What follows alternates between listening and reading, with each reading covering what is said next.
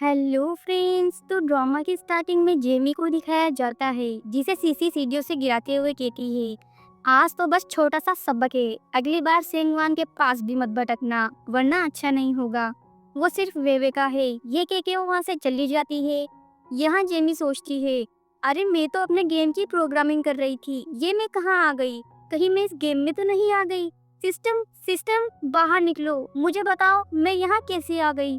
System कहता है, ये तुम्हारा ही गेम है, पर इसमें एक छोटा सा बग आ गया है, लेकिन तुम गुस्सा मत करो, ये टास्क पूरा कर दो, इसके बदले तुम्हें 30 बिलियन का इनाम मिलेगा। ये सुन के वो खुश हो जाती है और कहती है, अच्छा तो बताओ इस बार मैं क्या बनकर आई हूँ? सिस्टम कहता है, जिस गेम में तुम हो उसका नाम है the cold heart CEO, a journey to change his wife. यहाँ तुम्हारी पहचान है एक दुष्ट महिला मैंग जिया की। तुम मैंग फैमिली की डॉटर हो और शेन फैमिली की ओल्ड लेडी ने तुम्हें शेन परिवार के सन सेंगवान की वाइफ चुना है। तुम्हारा मिशन है सेंगवान को उसकी वाइफ के क्लोज करना। यहाँ तुमने बहुत सी बेकार हरकतें की है जिसकी वजह से सेंगवान और तुम्हारे चारों भाई तुमसे सख्त नफरत करते हैं। जैसे ही यहाँ सभी तुमसे 100% नफरत करने लगेंगे, तुम्हारा टास्क पूरा हो जाएगा। जिया कहती है, अरे वाह दुष्ट औरत का किरदार, इस काम में तो मैं माहिर हूँ, अब मैं मिशन स्टार्ट करती हूँ। इसके बाद वो पार्टी के लिए आ जाती है। यहाँ सीसी वेवे से फोन पे बात करते हुए कहती है, मैंने उस जिया को सबक सिखा दिया है, अब मैं उसे सेंगवान के करीब भी नहीं आने दूंगी। मुझे पता है तुम और सेंगवान बचपन के दोस्त हो, पर उस लड़की ने तो आते ही तुम्हारी जगह ले ली। तुम चिंता मत करो, मैं उस औरत को कभी भी तुम दोनों के बीच नहीं आने दूंगी। ये सुन के जिया उसे पूल में धक्का दे देती है और चिल्लाने लगती है, बचाओ बचाओ, कोई पानी में गिर गया है, जल्दी आओ। यहाँ कुछ लोग उसे पूल से निकालने लगते हैं। तभी सीसी की मॉम वहाँ आके कहती है, तुम ठीक तो हो ना, और पूल में कैसे गिर गई? सीसी कहती है, इस जिया ने मुझे धक्का दिया था, ये मुझे मारना चाहती है। जिया कहती है, तुम ऐसा कैसे कह सकती हो? मैंने ही तुम्हें डूबते हुए देखा था और तुम्हें बचाने के लिए मैंने ही लोगों को बुलाया। तुम मुझे गलत क्यों ठहरा रही हो? अगर मुझे तुम्हें मारना ही होता तो मैं लोगों को तुम्हें बचाने के लिए क्यों बुलाती? यहाँ जिया मन में सोचती है, तुम्हें क्या लगता है तुम मुझे आसानी से बुली कर सकती हो? पर ऐसा नहीं होगा। यहाँ जिया का बड़ा भाई भी आ जाता है और सोचता है, ये आवाज तो जिया की थी, पर वो तो कुछ बोली भी नहीं। सीसी की मॉम कहती है, मिस्टर मेंग, अच्छा हुआ जो आप यहाँ पे आ गए। ये कैसे संस्कार दिए हैं आपने आपकी बहन को? बड़े भाई को देख के जिया का सिस्टम स्कैन करता है और 70% तक नफरत दिखाता है। यहाँ जिया जिससे भी मिलेगी उसका सिस्टम उससे हेड परसेंटेज दिखाएगा और उसे अपने टास्क को कंप्लीट करने के लिए इसे सभी के लिए 100% तक करना होगा। यहाँ जिया सोचती है, जल्द ही मेंग फैमिली बैंकरप्ट होने वाली है और बड़े भैया अपनी फैमिली कंप्लीट किए बिना ही मर जाएंगे। उसके मन की बात उसका भाई भी सुन लेता है और सोचता है, ये आवाज तो सच में जिया की है। क्या मैं इसके मन की बात सुन सकता हूँ? मेंग फैमिली बैंकरप्ट हो जाएगी, मैं बिना परिवार के मर जाऊंगा, ये कैसे मुमकिन है? सीसी की मम कहती है, मिस्टर मेंग, आज आपकी सिस्टर ने हद पार कर दी है। अगर इसने घुटने टेक के मेरी बेटी से माफी नहीं मांगी तो मैं इस पर मुकदमा करूंगी। बड़े भैया कहते हैं, जिया तुम मुझे बताओ यहाँ क्या हुआ था? क्या तुम कोई सफाई देना चाहती हो? जिया सोचती है, क्या बड़े भैया ने अपना बिहेवियर बदल लिया है? वैसे तो ये बिना पूछताछ किए मुझ पे इल्जाम लगाते थे, आज अचानक से मुझे सफाई देने का मौका क्यों दे रहे हैं? दरअसल यहाँ जिया के मन की केवल वही बात सुनी जा सकती है जो डायरेक्टली उस पर्सन के फ्यूचर से रिलेटेड हो। तो वो कहती है, बड़े भैया मैंने कुछ नहीं किया, सीसी खुद ही ठीक से खड़ी नहीं हो पाई और पानी में गिर गई। मैंने उसे पानी में देखा और सबसे पहले हेल्प के लिए लोगों को बुलाया, पर ये तो मुझ पे ही इल्जाम लगा रही है। दोनों की बातें सुनने के बाद बड़े भैया असिस्टेंट को सर्विलांस रूम से सीसीटीवी फुटेज लाने को कहते हैं।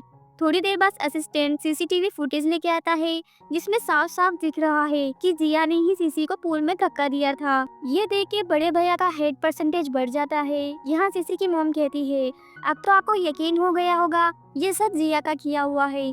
तभी असिस्टेंट एक और सीसीटीवी फुटेज दिखाता है होटल कॉरिडोर का, जहाँ सीसी ने पहले जिया को बुली किया था। ये देख के वहाँ खड़े सभी लोग कहते हैं, अच्छा तो ये सीसी थी जिसने पहले जिया को बुली किया था।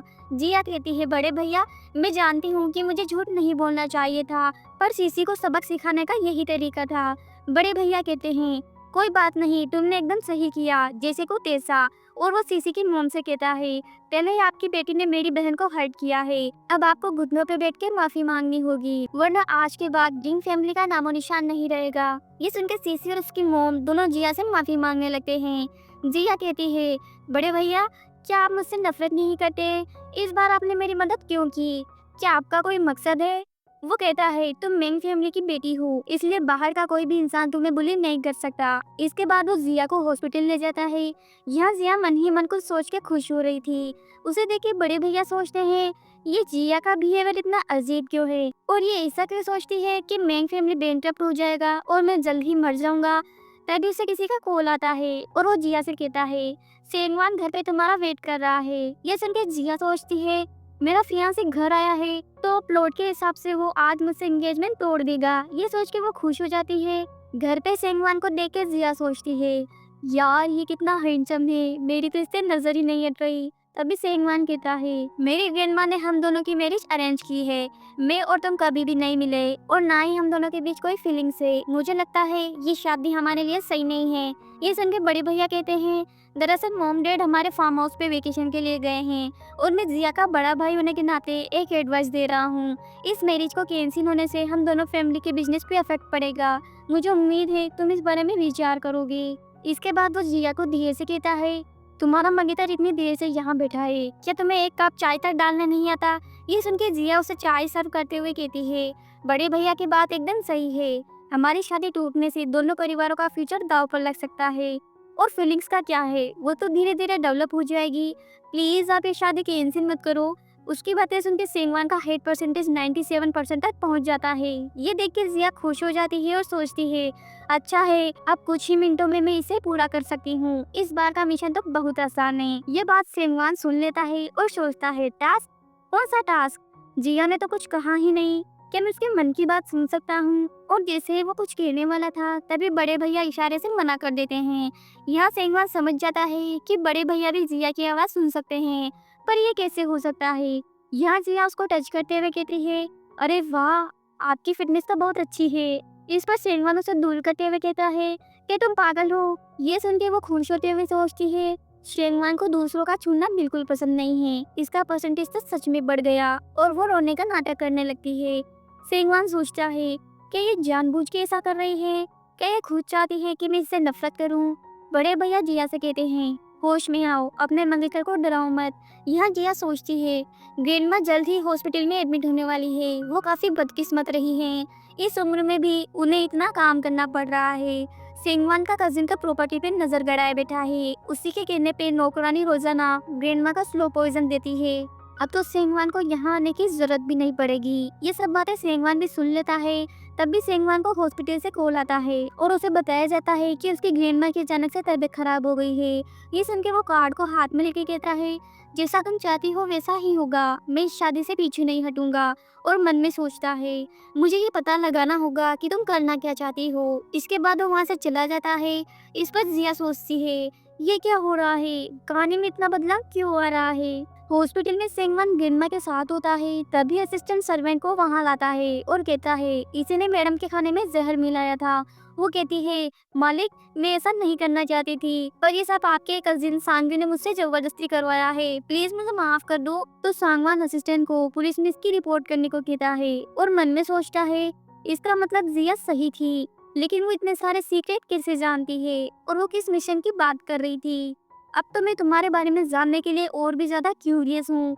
थोड़ी देर बाद जिया चुपके से हॉस्पिटल रूम के बाहर खड़ी होकर देखती है कि कहानी की हीरोइन वेवे सांगवान के साथ बैठ के बातें कर रही है और वो सोचती है वेवे सांगवान की चाइल्डहुड फ्रेंड है और वो इसे लाइक भी करती है। अगर मैं इन दोनों को अंदर जाकर डिस्टर्ब कर दूं तो सांगवान बहुत गुस्सा करेगा, जिससे वो हमारी मैरिज कैंसिल कर देगा और मेरा टास्क भी पूरा हो जाएगा। ये सोच के वो अंदर चली जाती है और ग्रैंडमा का हालचाल पूछने लगती है। उसे देख के वेवे कहती है अरे जिया हमसे भी तो बात करो। पर जिया तो उन दोनों के बीच जाके बैठ जाती है और कहती है सेंगवान अब मेरा फियांसी है, क्या तुम्हें शर्म नहीं आती जो इसके इतना करीब बैठी थी, अब से मेरे फियांसी से दूर रहना। और मन में सोचती है मैं सेंगवान के लवर को बुली कर रही हूँ, अब तो वो जरूर मुझ पर गुस्सा करेगा।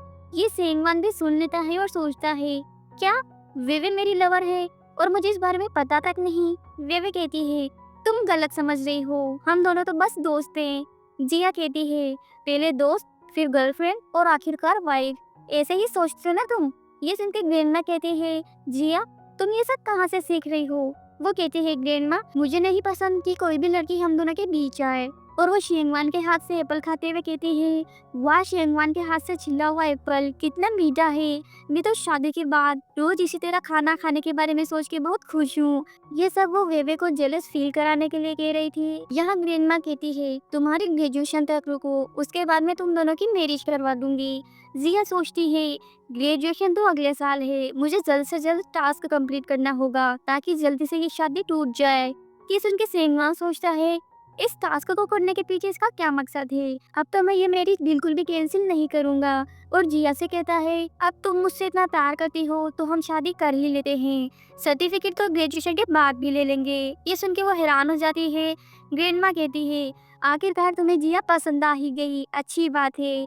यहाँ सेंगवन का हाइट परसेंटेज कम हो जाता है। ये देख के जिया सोचती है, नहीं ऐसा नहीं हो सकता, मुझे इसे वापस रास्ते पे लाना होगा। ये सोच के वो कहती है, अगर ऐसी बात है तो तुम्हें मुझे अभी के अभी किस करना होगा। ये सुन के वो कहता है, अरे यहाँ इतने सारे लोग हैं। इस पर जिया कहती है, आई डोंट केयर, मुझे अभी किस करो। और सोचती है, मैं भी तो देखूं तुम कब तक नाटक कर सकते हो।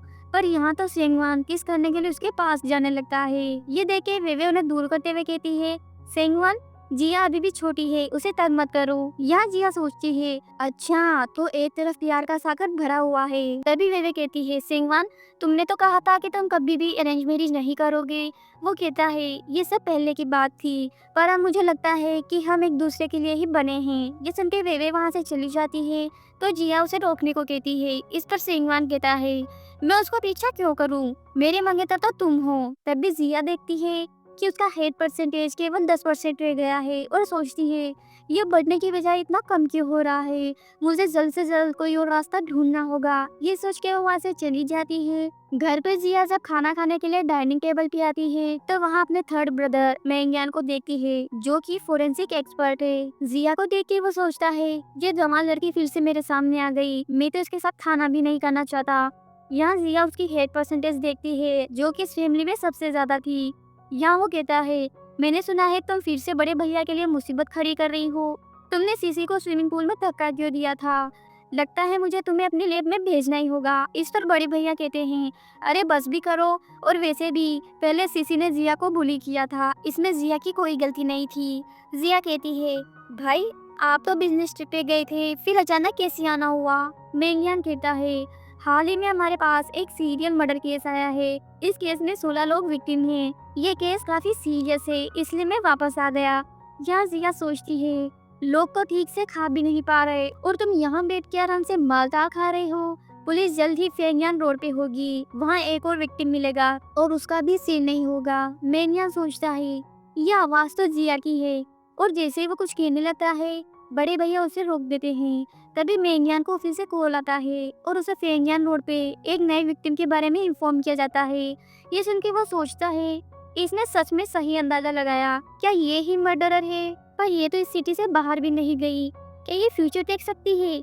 आगे जिया सोचती है, उन सभी विक्टिम के सिर पास के ही एक फार्म हाउस के कुएं में छिपा दिए गए हैं। ये बात सुन के बड़े भैया शेंगयान से कहते हैं, मॉम डैड वेकेशन के लिए हमारे फार्म हाउस पे गए हुए हैं, तुम जाके उनसे मिल लो। ये सुन के वो टेंशन में आ जाता है और जैसे ही जाने लगता है, जिया सोचती है, तब तक तो बहुत देर हो जाएगी, उस सीरियल किलर ने कुएं में एक टाइम बम लगा दिया है और ये कुछ ही मिनटों में फट जाएगा। इससे सारे सबूत भी खत्म हो जाएंगे और क्रिमिनल को बाद में बरी कर दिया जाएगा। इसके बाद मेंग फैमिली बैंकरप्ट हो जाएगी। ये सुनकर मेंग्यान गुस्सा करते हुए कहता है, तुम कहना क्या चाहती हो, मुझे जल्दी से बताओ, और ये सब रोकने के लिए हमें क्या करना होगा। इस पर जिया हैरान होने लगती है तो बड़ी भैया कहते हैं, तुम भी कैसी बातें कर रहे हो जिया, तुम ऊपर जाके रेस्ट करो, मुझे भाई से कुछ बात करनी है। उसके जाने के बाद बड़े भैया कहते हैं, मुझे पता है जिया फ्यूचर देख सकती है, पर हम पहले उसके लिए बहुत रूड थे। अगर उसे पता चला कि हम उसके मन की बात सुन सकते हैं तो हमें उसका राज पता नहीं चलेगा। मेंग्यान कहता है, तुम सही कह रहे हो, पर सबसे पहले हमें मॉम डैड को कॉल करके इन्फॉर्म करना चाहिए। इसके बाद वो अपने पेरेंट्स को कॉल करके पूछते हैं, डैड क्या आपके फार्म हाउस पे कोई कुआं है। डैड कहते हैं, इसके बारे में तुम्हें कैसे पता, वो तो काफी पुराना कुआं है जिसके बारे में किसी को कुछ नहीं पता, क्या तुम यहाँ आके इसे देखना चाहते हो। मेंग्यान कहता है, डैड उस कुएं में कुछ डेड बॉडीज है, आप जल्दी से कुछ लोगों को वहाँ बुला के उन्हें बाहर निकलवाइए। इस काम को सावधानी से करना क्योंकि कुएं में एक टाइम बम है। डेड कहते हैं, लगता है तुम हमें पागल बना रहे हो, वैसे भी बचपन से तुम्हारी मजाक करने की आदत है। वो कहता है, डेड इस बार मैं सीरियस हूँ, प्लीज मैंने जैसा कहा है वैसा ही करो। डेड कहते हैं, ठीक है, हम अभी ये काम करवाते हैं। यहाँ वो गार्ड्स से कुएं के अंदर चेक करने को कहते हैं और तभी कुएं में से 17 हेड निकलते हैं। ये देख के वो सभी हैरान हो जाते हैं। तभी वहाँ पे धमाका हो जाता है, बट उनके पेरेंट्स सेफ रहते हैं। यहाँ रेंगान कहता है, इस बार तो हम बच गए, पर फ्यूचर में मैंग फैमिली बैंकरप्ट होगी, क्या हम उसे भी चेंज कर सकते हैं? बड़े भैया कहते हैं, जिया को नहीं पता कि हम उसके मन की बातें जान सकते हैं। पहले हम सबने उसे गलत समझा, शायद वो वैसी नहीं थी जैसा हमने सोचा था, इसलिए हमें अब उसके साथ नरमी से पेश आना होगा। थोड़ी देर बाद जिया रूम से बाहर आती है तो बड़े भैया उसे बताते हैं, तुम्हारे भाई ने मिसिंग हेड्स को ढूंढ लिया है, वो सीरियल मर्डर केस सब सोल्व हो चुका है, इसके लिए तुम्हारे भाई को अवार्ड मिलने वाला है। ये सुन के वो हैरान हो जाती है। इस पर मेंग्यान उसे हक करके कहता है, तुम सच में हमारे मेंग फैमिली के लिए भाग्यशाली हो, अब मैं तुम्हें फिर से तंग नहीं करूंगा। उसका बिहेवियर देख के वो हैरान हो जाती है। रूम में जिया अपने सिस्टम पे गुस्सा करते हुए इन सब का एक्सप्लेनेशन मांगती है।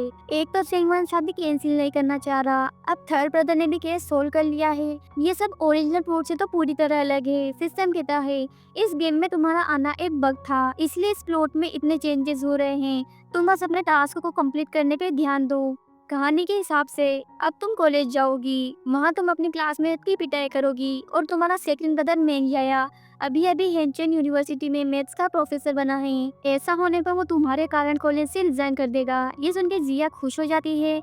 नेक्स्ट डे वेवे और सीसी बात करते हुए क्लास में जा रही थी, तभी एक क्लासमेट उनसे टकरा जाती है तो सीसी उस पर चिल्लाने लगती है। वेवे कहती है, कोई बात नहीं, हम सब क्लासमेट हैं, टकराव तो होता ही रहता है। सीसी कहती है, वेवे तुम बहुत भोली हो, इन्हें औकात में रखना पड़ता है, वरना ये तुम्हारे सिर पे चढ़ के नाचने लगेंगे। यहाँ वो लड़की इनसे माफी मांगती है, पर सीसी तो उसकी इंसल्ट करने का एक भी मौका नहीं छोड़ती और धमकी देती है, मेरे डैड स्कूल बोर्ड में है, मैं उन्हें अभी यहाँ बुला के तुम्हें स्कूल से निकलवाती हूँ। वो लड़की सीसी से बहुत रिक्वेस्ट करती है और माफी भी मांगती है ताकि वो इसे कॉलेज से ना निकाले।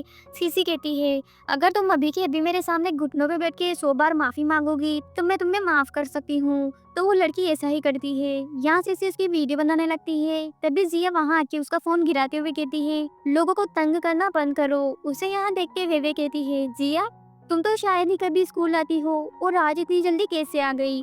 सिसी कहती है, लगता है ये सेंगवान के पीछे पीछे कॉलेज आई है, पर जिया तुम यहाँ से चली जाओ और दूसरों के मामले में दखल देना बंद करो। वो लड़की भी जिया से कहती है, तुम मुझे अकेला छोड़ दो, अगर मैंने 100 बार माफी नहीं मांगी तो सीसी मुझे कॉलेज से निकलवा देगी। जिया सीसी से कहती है, लगता है तुम्हारे पिछवाड़े में कुछ ज्यादा ही खुजली हो रही है, जो लोगों को परेशान करती रहती हो। यहाँ सीसी उसे भी धमकाते हुए कहती है, अगर तुम मुझसे बहस करोगी तो मैं तुम्हें और तुम्हारे प्रोफेसर भाई को यहाँ से निकलवा दूंगी। जिया कहती है, बकवास औरत, तुम मुझे धमकी देने की हिम्मत करोगी। ये सुन के वो उसे थप्पड़ लगा देती है। इस पर वेवे कहती है, जिया किसी को मारना अच्छी बात नहीं है। ये सुन के जिया उसे भी पीटने की कोशिश करती है। इस पर सीसी कहती है, तुमने मुझे मारा, अब देखो मैं क्या करती हूँ। ये सुन के जिया उसे थप्पड़ पे थप्पड़ लगाते हुए कहती है, बंदे बढ़िया हुड पे, तेरे जैसे ठुड पे। ये सब जिया का प्रोफेसर भाई मेंगयाया भी देख लेता है और वहाँ आके कहता है, जिया ये तुम क्या कर रही हो। यहाँ याया का हेड परसेंटेज देख के वो सोचती है, लगता है मेरा दूसरा भाई भी मुझसे इतनी ही नफरत करता है।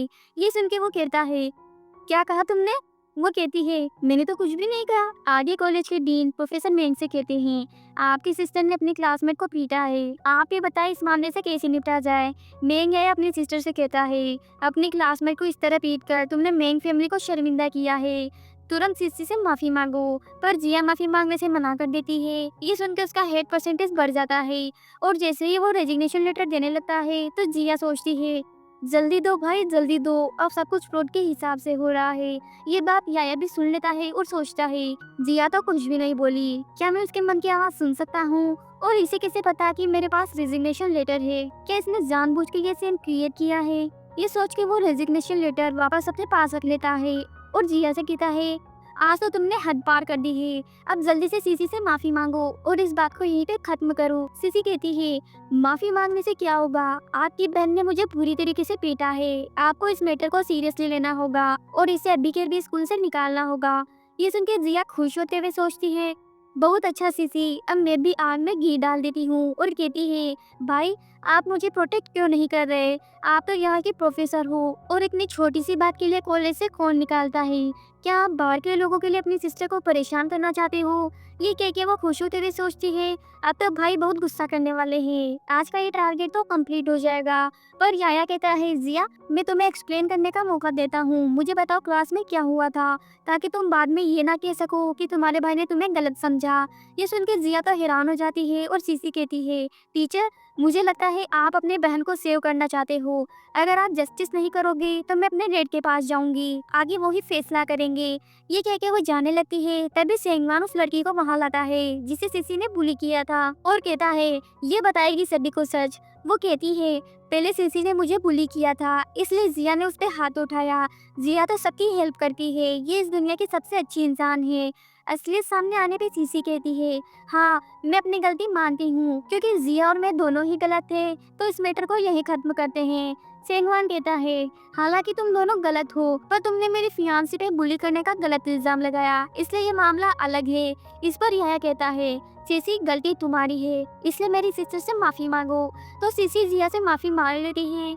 या अपनी बहन से माफी मांगते हुए कहता है, मैंने तुम्हें गलत समझा, पर तुम तो अपनी क्लासमेट की हेल्प कर रही थी, ये तुमने बहुत अच्छा काम किया। यहाँ उसका परसेंटेज गिर के बिल्कुल 2 पे पहुँच जाता है। ये देख के जिया बेहोश हो जाती है। इसके बाद याया उसे अपने साथ ले जाता है। तभी विवे वहाँ आके कहती है, आज तो तेसी ने सच में हद पार कर दी। जब वो उस लड़की को तंग कर रही थी तो मैं उसे रोक भी रही थी, पर उसने तो मुझे ही डांट दिया और कहा कि मैं उसके मामले में दखल दे रही हूँ। सेंगवान कहता है, सीसी तो हमेशा तुम्हारी बात सुनती है, अगर तुम सच में उसे रोकना चाहती तो वो लिन को बुली नहीं करती। वेवे कहती है, तुम मुझे गलत समझ रहे हो, मैं बचपन से तुम्हारे घर पे रही हूँ, तुम्हें मुझ पे इतना तो भरोसा करना चाहिए। वैसे भी अब तो जिया का मामला सुलझ गया है, चलो साथ में खाना खाते हैं। पर शेंगवान तो उसे मना करते हुए कहता है, हमें एक दूसरे से डिस्टेंस रखनी चाहिए, कहीं मेरी फियांसी गलत ना समझ ले। ये कह के वो चला जाता है। विवे सोचती है, जिया में ऐसा क्या है जो अब तुम मुझसे अचानक से शादी करने के लिए मरे जा रहे हो? नहीं, ऐसा नहीं हो सकता, अब तो मुझे तुम्हें वापस पाना ही होगा। दूसरी तरफ जैसे ही जिया को होश आता है तो अपने तीनों भाइयों को यहाँ देख के वो गुस्सा हो जाती है और उन्हें वहाँ से जाने को कहती है। यहाँ बड़े भैया कहते हैं, लगता है बेना अभी भी गुस्सा है, सिर्फ जुबानी माफी मांगने से काम नहीं चलेगा, तुम्हें कुछ और भी करना होगा। याया कहता है, अच्छा मैं समझ गया। इसके बाद उस जिया के अकाउंट में 1 मिलियन ट्रांसफर कर देता है। ये देख के वो खुश हो जाती है। याया कहता है, ये मुआवजा मेरी तरफ से है, अब तो तुम मुझे माफ कर दो। जिया कहती है, मैं गुस्सा नहीं हूँ, इसलिए आपको माफी मांगने की जरूरत नहीं है। यहाँ वो मन में सोचती है, याया भाई तो हैंडसम के साथ साथ बहुत अमीर भी है, पर अफसोस इनकी डेथ बहुत भयानक होगी। मेंग फैमिली के बैंकरप्ट होने के बाद इनके रिसर्च पेपर को कोई चोरी कर लेगा और इन्हें मार के इनकी डेड बॉडी को जंगल में फेंक देगा, और जब इनकी डेड बॉडी मिलेगी तो वो सड़ चुकी होगी। पर मैं इसी पैसे से इनके लिए एक अच्छा सा कॉफिन भी खरीदूंगी। ये सुन के बड़े भैया जानबूझ के याया से पूछते हैं, तुम अभी किस रिसर्च पे काम कर रहे हो? वो कहता है, मैं अभी मैथमेटिक्स की रीमेन हाइपोथेसिस पर रिसर्च कर रहा हूँ। ये सुन के जिया सोचती है, ये तो वही हाइपोथेसिस रिसर्च है जिसे यूजिंग नाम के एक पर्सन ने चुरा लिया था। ये सुन के याया सोचता है, यूजिंग, वो तो मेरा फेवरेट स्टूडेंट है और वो मुझे नुकसान पहुंचाने की कोशिश कर रहा है, मैं उसे कल ही अपने रिसर्च टीम से निकाल दूंगा। इसके बाद मेंग्यान कहता है, पिछली बार मैंने उस मर्डर केस को सुलझाया था, उसके लिए मुझे अवार्ड के साथ साथ ये गिफ्ट मिला है, इसे तुम ले लो। गिफ्ट में एक्सपेंसिव नेकलेस देख के वो खुश हो जाती है और कहती है, यह आपने मुझे क्यों दे दिया? मेंग्यान कहता है, अब तुम्हारी कोई भाभी नहीं है, इसलिए इसे मेरे पास रखने का तो कोई मतलब नहीं है। या जिया सोचती है, थर्ड भाभी, मुझे याद है जब आप नेनचेंग में केस के लिए जाओगे तब आपको एक फीमेल एडवोकेट से पहली नजर में प्यार हो जाएगा। भाभी सच में बहुत अच्छी इंसान होगी, यहाँ तक कि जब आप जेल जाओगे तब भी वो आपका साथ नहीं छोड़ेगी। वैसे आपकी जेल में जाने की वजह भी बड़ी अजीब होगी। मेरी फैमिली के बैंकरप्ट होने के बाद बड़े भैया सुसाइड कर लेंगे और सबसे छोटे भाई को फिल्म इंडस्ट्री में उनका बॉस मार देगा। ये देख के आप गुस्सा हो जाओगे और बदला लेने की कोशिश में आपको जेल हो जाएगी। ये सुन के वो तीनों परेशान हो जाते हैं और खाना खाते हुए इस मैटर पे बात करते हुए कहते हैं, सभी की डेथ के पीछे एक कॉमन पॉइंट है, मेंग फैमिली का बैंकरप्ट होना। मेंग फैमिली को बर्बाद करने वाला इंसान कोई नॉर्मल पर्सन नहीं है, शायद उसका कोई जासूस हमारी कंपनी में है, हमें जल्द से जल्द उसे ढूंढना होगा। कल मैं जिया को कंपनी में ले जाऊंगा। वो उस जासूस को ढूंढने में हमारी हेल्प कर सकती है। नेक्स्ट डे बड़े भैया और जीनी कंपनी में आते हैं। इतनी बड़ी कंपनी देख के वो हैरान होते हुए कहती है, आप अचानक मुझे कंपनी में क्यों ले आए? वो कहता है, मुझे लगता है अब तुम्हें भी कंपनी का काम सीखना चाहिए। इसके बाद वो उसे अपने ऑफिस में ले जाता है। यहाँ वो दोनों बातें कर रहे होते हैं, तभी मैनेजर वहाँ नाश्ता लेके आता है और कहता है, बॉस आप दोनों नाश्ता करके हमारे मार्केटिंग डिपार्टमेंट का सर्वे कर सकते हैं। मैनेजर को देख के जिया सोचती है, अरे ये तो वही है जिसने कंपनी के सीक्रेट्स बेचे थे, पर इसने वो सीक्रेट्स किसे बेचे थे मुझे याद क्यों नहीं आ रहा। खैर इसकी वजह से मेन फैमिली बैंकरप्ट होगी। ये सुन के बड़े भैया गुस्से से उस मैनेजर की तरफ देखने लगते हैं। वो मैनेजर डर के मारे कहता है, बॉस आपको क्या हुआ? क्या मैंने कुछ गलत किया है? वो कहता है, कुछ नहीं, तुम जाके इतना काम करो। यहाँ वो सोचता है, शुक्र है जिया ने उसे पहचान लिया, नहीं तो अनर्थ हो जाता। अब से मैं इसका अच्छे से ध्यान रखूंगा। यहाँ जिया देखती है कि उसका हेड परसेंटेज 0 हो जाता है। ये देख के वो सदमे में चली जाती है। तभी बड़े भैया को सबसे छोटे भाई तियान का फोन आता है और वो जल्दी शूटिंग खत्म करके घर आने को कहता है। ये सुन के जिया खुश हो जाती है क्योंकि अभी भी उसके पास एक इजी टारगेट था। नेक्स्ट डे तियान घर पे आता है। उसे देख के बड़े भैया कहते हैं, वेलकम होम तियान, तुम्हारा सफर कैसा रहा? कोई प्रॉब्लम तो नहीं हुई ना? यहाँ याया भी कहता है, अरे तुम घर के अंदर तो आ गए हो, फिर ये मास्क क्यों लगा रखा है? क्या मीडिया वाले चुपके से तुम्हारी फोटो खींच रहे हैं? तभी तियान अपना मास्क हटाता है। यहाँ उसके फेस पे इतने सारे निशान देख के बड़े भैया कहते हैं, ये क्या हुआ? तुम्हारे चेहरे पे इतने सारे लाल धब्बे क्यों हैं? तियान कहता है, पता नहीं, मैं हॉस्पिटल गया था और डॉक्टर ने कहा कि ये एलर्जी है, इसलिए प्रोडक्शन हाउस ने मुझे कुछ दिनों की छुट्टी दी है। तभी जिया वहाँ की कहती है, अरे ये कौन है? तियान भाई ये तुम्हारे फेस पे क्या हुआ? तियान कहता है, देखो जी भर के देखो, अब तो तुम खुश हो ना ये सब देख के? बड़े भैया कहते हैं, वो बस तुम्हारी परवाह करती है, इसलिए उसके साथ नरमी से पेश आओ। कियान कहता है, भाई तुम भी तो पहले इससे नफरत करते थे, अब उसकी मदद क्यों कर रहे हो? जिया तुमने इन दोनों को ऐसा क्या खिलाया है? इस पर जिया नाटक करते हुए कहती है, अगर तियान भाई को मुझसे इतनी ही नफरत है तो मैं वापस यहाँ से गाँव चली जाऊंगी। वैसे भी इस घर में मेरे लिए कोई जगह नहीं है। बड़े भैया कहते हैं, ये तुम्हारा ही घर है, तुम्हें कहीं जाने की जरूरत नहीं। इसके बाद वो कियान को जिया से सॉरी बोलने को कहते हैं। कियान कहता है, इससे माफी और मैं असंभव, और तुम गांव जाना चाहती हो ना, अभी यहाँ से निकलो। हमदर्दी पाने के लिए बेचारी बनने का ढोंग मत करो। ये कह के वो उसे थप्पड़ लगा देता है। इस पर बड़े भैया उसे डांटने लगते हैं। यहाँ दोनों भाई जिया को कंसोल करते हुए कहते हैं, इसकी बातों को दिल पे मत लेना, हम सब तुम्हें प्यार करते हैं, कोई तुम्हें बाहर नहीं निकाल सकता। जिया सोचती है, मुझे इतना बुरा फील क्यों हो रहा है? वैसे भी मैं तो एक दुष्ट महिला हूँ, मैं इमोशनल नहीं हो सकती। टियान तुम मुझे मारना चाहते हो, पर तुम खुद कितनी बुरी तरह मरोगे तो सोच भी नहीं सकते। ये सुन के टियान जैसे कुछ बोलने वाला होता है तो याया उसका मुंह बंद कर देता है। बड़े भैया कहते हैं, मैं जिया को रूम में ले जा रहा हूँ, तुम इस छोटे को अच्छे से सबक सिखाओ। उसके जाने के बाद टियान कहता है, क्या तुम सब पागल हो गए हो? याया कहता है, पागल मत बनो और आगे से जिया के साथ ऐसे बिहेव मत करना। अब मेरी बात ध्यान से सुनो, हमारी पूरी फैमिली जिया के मन की आवाज सुन सकता है और वो फ्यूचर भी देख सकती है। हम इसे किसी के सामने एक्सपोज नहीं कर सकते। हमें मेन फैमिली को बचाने के लिए उस पर भरोसा करना होगा। तियान कहता है, लगता है आजकल आप नॉवल ज्यादा पढ़ रहे हो, इसलिए आपका दिमाग खराब हो गया है। याया कहता है, अगर तुम्हें विश्वास नहीं है तो मत करो, लेकिन तुम्हें बाद में पछतावा होगा। इवनिंग में जिया डिनर कर रही होती है। तभी टियान वहाँ आके कहता है, तुमने मेरी प्राइवेट फोटोज ऑनलाइन पोस्ट क्यों की? क्या तुम सब कुछ बर्बाद करना चाहती हो? जिया कहती है, अगर तुम्हें दिमाग की बीमारी है तो हॉस्पिटल जाओ, यहाँ तमाशा मत करो, मैंने कुछ नहीं किया।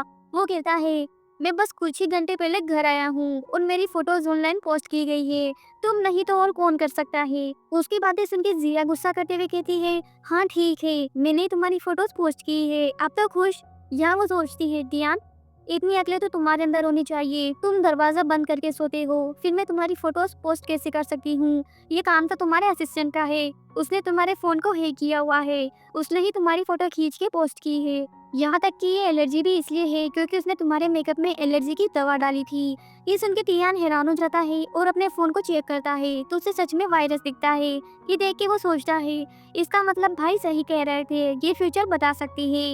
ये सोच के वो कहता है, अरे हाँ मुझे अभी अभी याद आया, ये तो मेरे असिस्टेंट की करतूत होनी चाहिए। जिया मुझे माफ करना, मेरी गलती है कि मैंने तुम्हें गलत समझा। वो कहती है, मैं इस बारे में सोचूंगी। नेक्स्ट जिया जैसे ही रूम से बाहर आती है तो वहाँ टियान को देख के कहती है, तुम यहाँ क्या कर रहे हो? वो कहता है, मैं तुमसे माफी मांगने आया हूँ। तुम मुझे इस डंडे से जैसे चाहो वैसे मार सकती हो, बट प्लीज मुझे माफ कर दो। वो कहती है, अच्छा चलो, मैंने आपको माफ किया और इसकी कोई जरूरत नहीं है। टियान कहता है, जिया तुम कितनी अच्छी हो, अब मैं तुम्हें कभी भी हर्ट नहीं करूँगा। यह जिया देखती है कि टियान का परसेंटेज भी 0 हो चुका है। ये देख के वो फिर से सदमे में चली जाती है। टियान कहता है, अब हैरान मत होना, चलो हम सभी भाई तुम्हें स्कूल ले चलते हैं। आगे वो चारों जिया को स्कूल लाते हैं। यहाँ वो जिया को एकदम प्रिंसेस की तरह ट्रीट करते हैं। ये देख के सभी गर्ल्स जिया के भाई पे फिदा हो जाती है और उनकी तारीफ करने लगती है। यहाँ सीसी कहती है, ये क्या हो रहा है? ये चारों तो जिया से नफरत करते थे और अब खुद उसे स्कूल छोड़ने आ रहे हैं। जहाँ तक मुझे याद है, पूल पार्टी के बाद से ही जिया अलग इंसान बन गई है। हर कोई इसे पसंद करता है, खासकर सेंगवान। पहले तो वो इससे शादी खत्म करना चाहता था और अब खुद शादी करना चाहता है। ये सुन के वेवे को अच्छा नहीं लगता। आगे जब वेवे स्कूल में जा रही होती है तभी यह पर्सन उसे साइड में ले जाता है और कहता है, डरो मत, मैं तुम्हारा अंकल हूँ। वेवे कहती है, इसका मतलब आप मॉम डैड के साथ उस आग में नहीं मरे थे? क्या आप बता सकते हैं उस टाइम क्या हुआ था? वो कहता है, तुम्हारी मॉम और मैं दोनों मेंग फैमिली के दूर के रिश्तेदार हैं। जब मेंग ग्रुप को जिशान ब्रिज बनाने का प्रोजेक्ट मिला था तो हमें कंस्ट्रक्शन साइट की निगरानी करने के लिए भेजा गया था। पुल आधा बन चुका था बट फंड्स में कमी थी, इसलिए उन्होंने हमें कटौती करने के लिए कहा, पर हमने ऐसा करने से मना कर दिया और इस मैटर को रिपोर्ट करने का फैसला किया। पर मेंगजोंग ने खून के रिश्तों की परवाह नहीं की और तुम्हारी मॉम डैड को आग लगा दी। मेरे चेहरे पे ये निशान वो भी उसी की मेहरबानी है। विवे कहती है, तब से आप क्या कर रहे थे और अब मेरे पास क्यों आए हो? वो कहता है, इन सालों से मैं रिवेंज लेने की तलाश में था। मेन ग्रुप बस बर्बाद होने वाला था, पर जिया बीच में आ गई। ये कोई मामूली लड़की नहीं है। जब से वो गांव से वापस आई है, मैंने जितने भी जासूस लगाए थे वो सब बाहर निकाल दिए गए। ये लो बेहोशी की दवा, तुम किसी भी तरह इसे उसकी कॉफी में डाल दो, बाकी सब मैं हैंडल कर लूंगा। इसके बाद वेवे क्लास में आके जिया से कहती है, जिया पिछली बार सीसी ने तुम्हारे साथ गलत किया, पर मैं उसे रोक नहीं पाई। मुझे हमेशा उस बात का अफसोस होता है, इसलिए मैं तुम्हारे लिए कॉफी लाई हूँ। उम्मीद है तुम मुझे माफ कर दोगी। और जैसे ही जिया कॉफी पीती है वो बेहोश हो जाती है। आगे जिया होश में आती है और वो कहती है, तुम कौन हो और मैं कहाँ हूँ? यहाँ वो वेवे से कहती है, मैंने तुम पे इतना भरोसा किया और तुमने मुझे बेहोशी की दवा दे दी। तुमने मुझसे झूठ क्यों बोला? वो पर्सन कहता है, जिया तुमने अपने भाई की हेल्प करके उस मर्डर केस को सुलझाया। कंपनी से और घर से मेरे सारे जासूस भी तुमने निकलवा दिए। तुम हमेशा मेरे प्लान के बीच में आई हो। इस पर जिया कहती है, मुझे नहीं पता तुम क्या कह रहे हो। वो कहता है, अनजान बनने का ढोंग बंद करो। ये कह के वो जैसे ही जिया पे अटैक करने लगता है तो विवे कहती है, आप ये नाइफ क्यों लाए हो? उसे कुछ भी मत करना। इस पर वो कहता है, तुम मेरा काम खराब कर रही हो, लगता है पहले तुम्हें ही रास्ते से हटाना होगा। ये कह के वो जैसे ही उस पर अटैक करने लगता है तो जिया उसे बचा लेती है। या उसके हाथ तक कट लग जाता है और जैसे ही वो फिर से अटैक करने की कोशिश करता है तभी बड़े भैया और सेंगवान वहाँ आके उसे बचा लेते हैं और उस पर्सन को पुलिस के पास भेज देते हैं।